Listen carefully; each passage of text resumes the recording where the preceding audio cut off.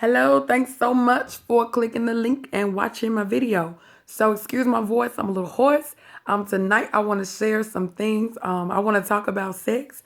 I actually enjoy talking about sex. I do workshops with teenagers about relationships, relationship violence, and STDs. I recently wrote a book called The Exchange Beauty for Ashes about my 10-year journey of celibacy, why I made the decision to stop having sex, the things that I encountered while I was sexually active, and what my life has been like hereafter. It's a short read, but I think it definitely offers some insight. So, briefly, I want to talk about sex and a certain aspect of sex. So, I think it's worth noting that sex is something that's pretty much glorified in the media, in music, and television, commercials. Pretty much, sex is always thrown in our faces, and it's really given this image of something that is to be desired, something that is enjoyable and pleasurable and fun. And the reality is that people do engage in sex because it is pleasurable.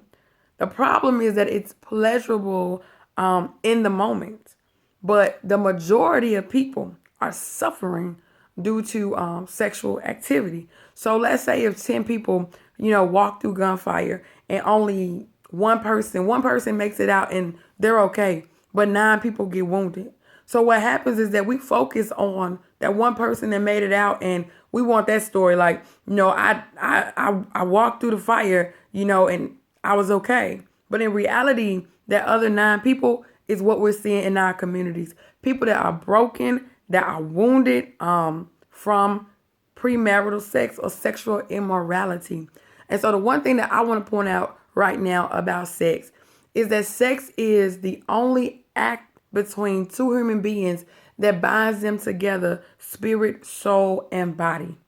And so a lot of us were introduced to sex in a way that was definitely perverted, that was not a true example of romance, of commitment, of true love. A lot of people were introduced to sex through pornography, molestation, through rape, through hearing things, through seeing images when they were young, acting out things that they saw, not being in the environment that protected them from being exposed to adult content and graphic content at an appropriate age. And so, once people hit puberty and they begin to have those desires, those images have already been placed into their minds about what sex is really all about. And so we start out, most girls start out having sex because, they're in relationships and they feel like they're in love. And, this is affirmation of the relationship. Most guys, are pretty much, their hormones are crazy. They start looking at girls differently. They start realizing that, they can experience pleasure in that area. And so they begin to pursue young girls.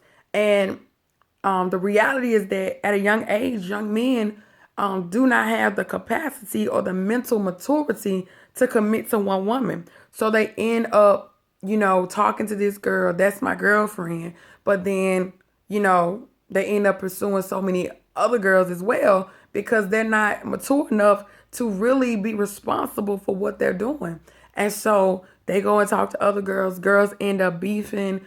Girls end up into it. Babies come out of it, and it just starts a cycle. And so what a lot of people don't believe is, as I don't realize, is that, like I said, you become spirit, soul, and body oneness, coming to oneness with that person.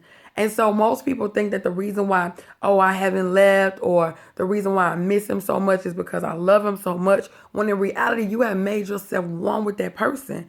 And so we are three-part beings. We are spirit, we are soul, and we are body. And so when you join to someone without that commitment of lifetime commitment, and you separate from that person, you literally experience a death-like experience, a separation of yourself from another person. And that's why, women feel like, oh, he's mine. Oh, he belongs to me. Like, you can't talk to him. You deserve to be punished for messing with my man, when in reality the man hasn't made that commitment to them. And so, but because they engage in that act and become one with them, they literally feel like this person belongs to me. And so most people They engage in sex, and what happens when you engage in sex is that you release endorphins. Those are feel good hormones.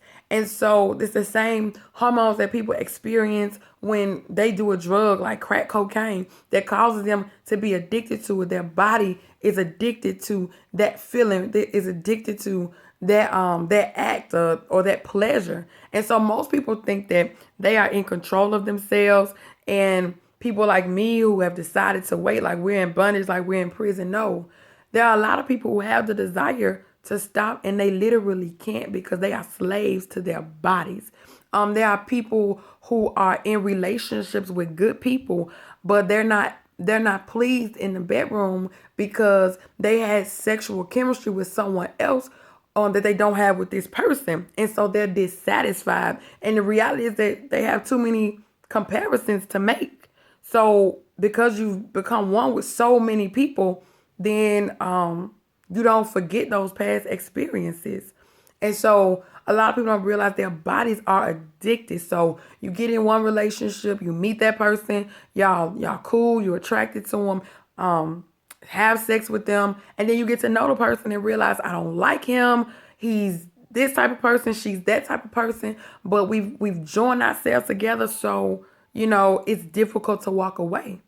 And so I think that it's important to discuss our brokenness, to discuss the single parent homes, the many, many children who are suffering, who are hurt, who are wounded due to the absence of a parent, because there was no commitment when the act of sex was done. And not everybody goes through the same things.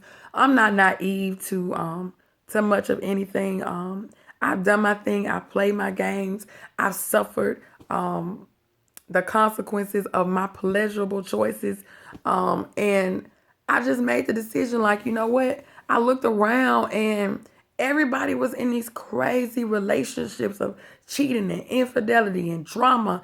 And, I got caught up in it and making choices that were terrible, and being selfish and not caring about other people's feelings and playing games. And I just got tired. I was literally exhausted. And so I was like, you know what? I want to do it differently than what everybody else is doing. And so, but it was like I couldn't get out of that cycle. And so once I gave my life to Christ, literally the Spirit of God changed me. I kid you not. And it didn't make me immune. Like I can go around, I can go and visit a man in the middle of the night and not want to do anything with him. No, not that.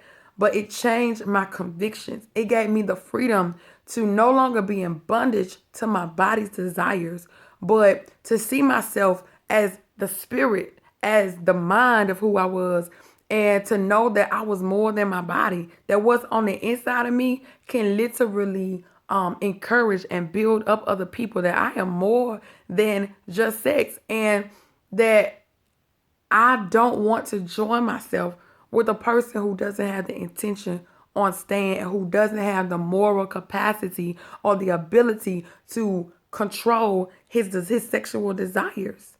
And so I'll definitely continue to share. I hope that I said something to shed some light on why I made the decision. And like I said, I subscribe to my YouTube channel. I'll continue to share weekly. God bless you.